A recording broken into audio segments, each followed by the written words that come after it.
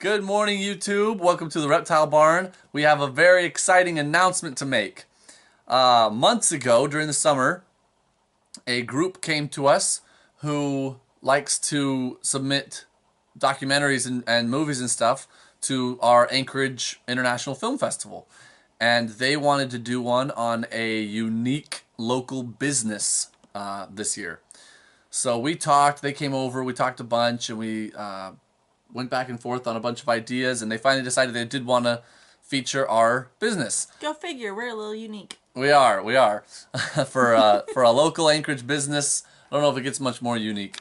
But we filmed with them back in July. Yeah, that sounds right. And I was huge pregnant, so that had to be it. Yeah, it was really fun. We loved it. Our kids loved it. Caleb and Yoshimi were here, and the film festival just happened. So now we are free to put it on our Facebook, put it on here on YouTube, and anywhere else. So here is our documentary about the Reptile Barn. I hope you enjoy it. She pops them like grapes. I like tomatoes. Hi, I'm Colin. I'm one of the owners of the Reptile Barn.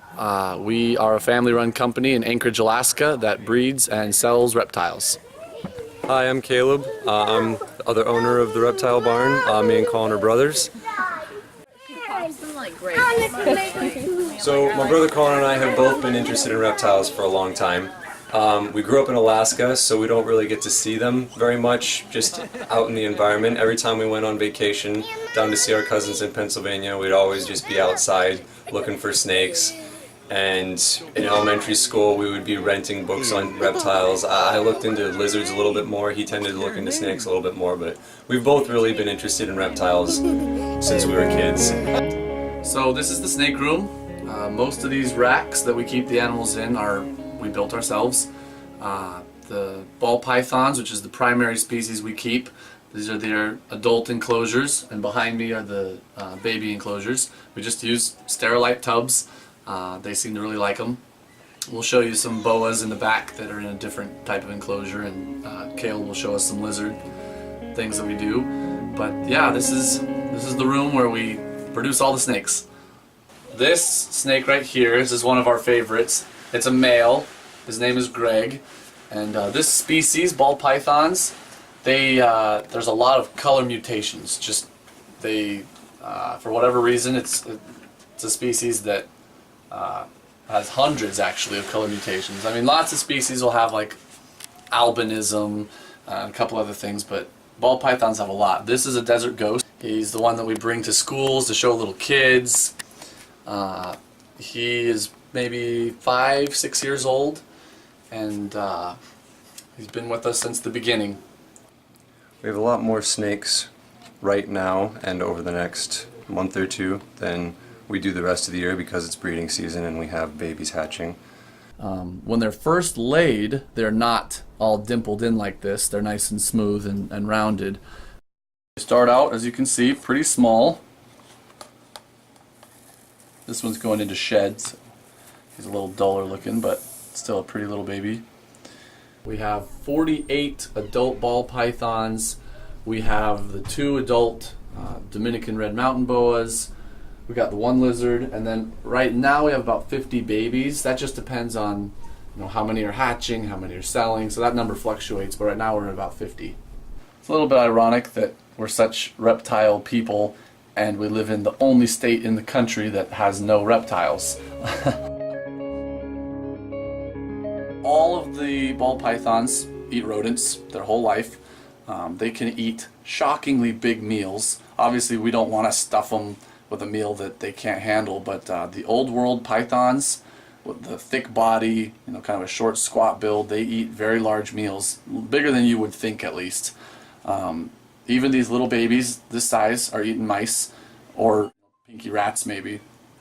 And the rule of thumb is feed them a meal that's about as big around as the thickest part of their body. So this snake is eating mice that are the diameter of this part of his body right here. Nice grab. Okay, look up. Yeah, good Good job.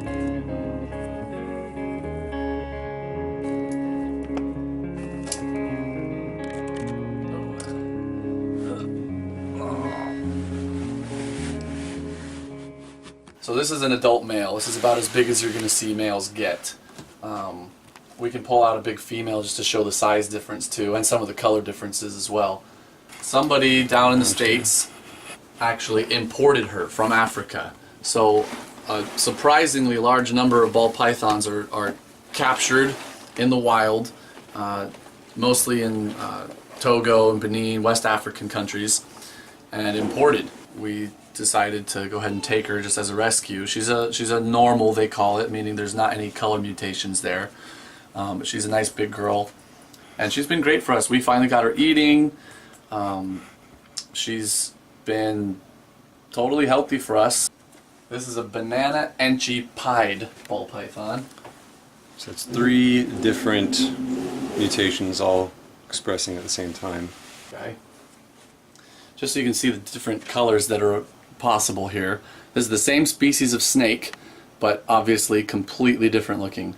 This one here, the dark one, is a GHI enchi gravel. Those are just names of different mutations that are possible. This is also a male, pretty young. This one actually has kind of a cool story. Another breeder in California had paired a male and a female up, and some yellow-orange ones came out that he wasn't expecting. So there's a possibility that they just had a spontaneous mutation here in captivity, and this could be a brand new morph. So we picked up this male from them, and they're calling it Orange Blossom. So there's a possibility, though, that this could be a never-before-seen mutation that didn't come out of the wild. It just occurred in captivity. So that'd be kind of cool. It'd be especially cool for us because, I mean, there's big-time breeders that have thousands and thousands of animals and this still is a really rare occurrence. So it would be cool if it turned out to be something that was inheritable. There's no guarantee that it will pass on to the offspring, so we'll have to raise them up and see. So this is a female. This is a leopard ivory, and I think you'll be able to see there's kind of some yellows and blues shining through the white color. Ivories tend to be pure white, but with leopard in there as well, you can see some of those colors. It's pretty cool, and that cool head pattern as well.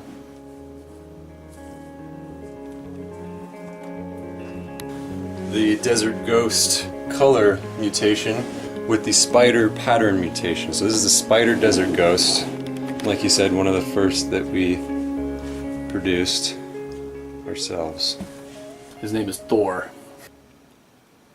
In the wild, they live in tunnels and termite mounds. Their natural biology is that they want small, tight, dark spaces to live in. That is where they are the happiest and feel the safest. So this rack system that we call it, just this system of bins that slide in and out, most closely resembles their natural choice of where they would live.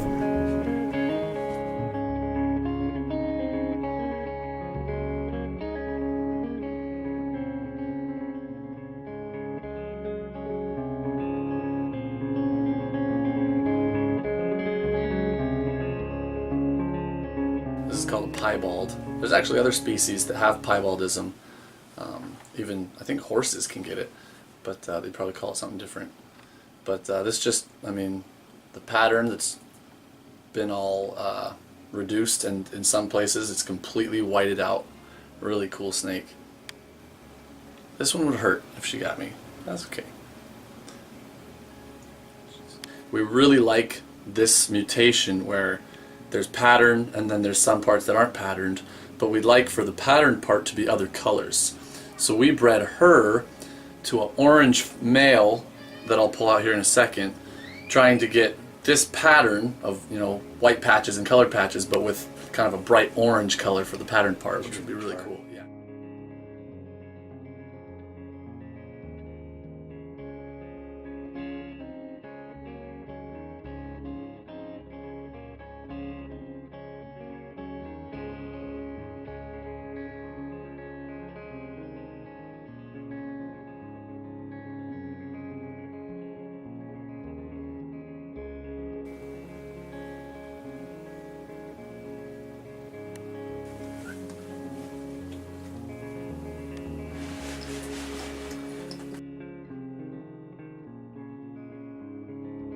This is called Dominican red mountain boa, Chaila Bathra striatus, and this is a female. She's not quite full grown, but as you can see, for a boa, they're pretty small. It's an island species, live in Haiti and the Dominican Republic. Really beautiful, and they kind of have a daily color change. The later it gets in the day, they'll kind of color up. We call our group of animals that are feeders our rodentry for the snakes because it's all rodents, and we keep those in sheds in the backyard. All right, let's head over to the rodentry.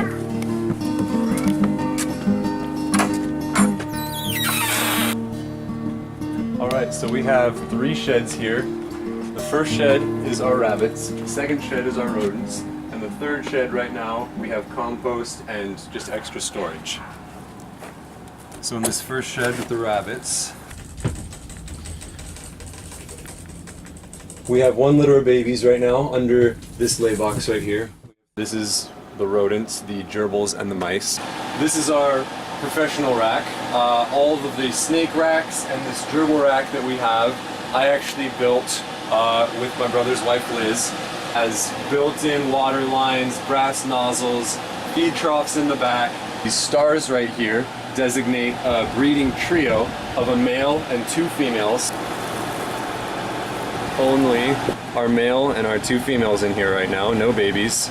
Here's one that is probably gonna have her babies in the next 2 days, I would guess.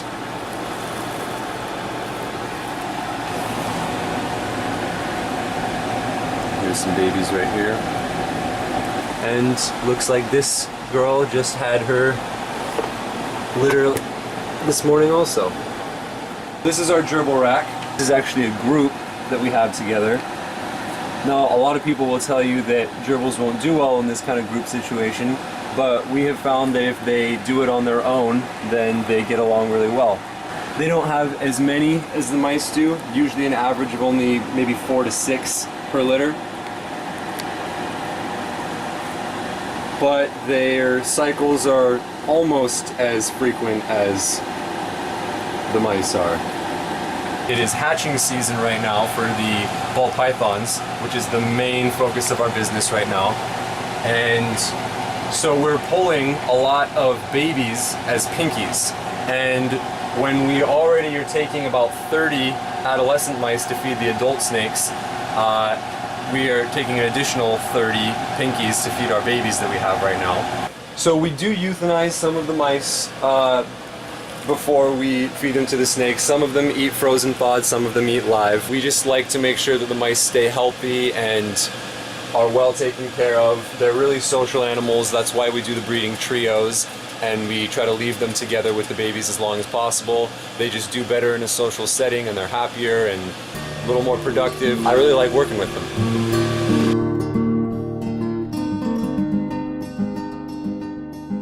So almost all of the reptiles we keep eat rodents. The one lizard eats insects. However, we've been fishing. We've been dipping it in here. Just got back actually last week, and we kept all the bellies from the salmon. We're going to be buying a pair of eastern indigo snakes. It's a big colubrid snake from Florida, and they eat fish. The bellies are a great feed item for these, so we kept 70 some bellies, stuck them in the freezer. So we had to get a business license in order to do this legally. The state of Alaska also requires an Alaska reptile farming permit, which we got. And then obviously we had to check with our housing covenants and make sure that the homeowners association was okay with reptiles, which they are. So we are one of the maybe 2 or 3, probably just 2, fully licensed reptile breeders in the state of Alaska.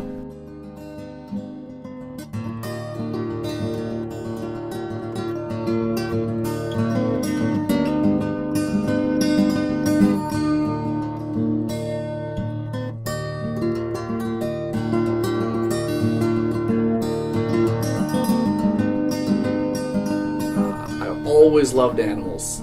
That's always been, ever since I was tiny, I've just liked animals. And so when we came up with this whole concept, this idea, and it started working, it's been really exciting for us to think that 5 years from now, our dream is kind of coming true. We're going to have our kids able to help us and be with us more during the day. We'll be surrounded by animals and nature, and we've got our other farming things that we're trying to get started as well. And I'm really excited that this seems to be working. I'm really glad that he approached me with this idea, because it's something that I think we're both really going to be successful at. Oh, we don't kiss snakes, remember?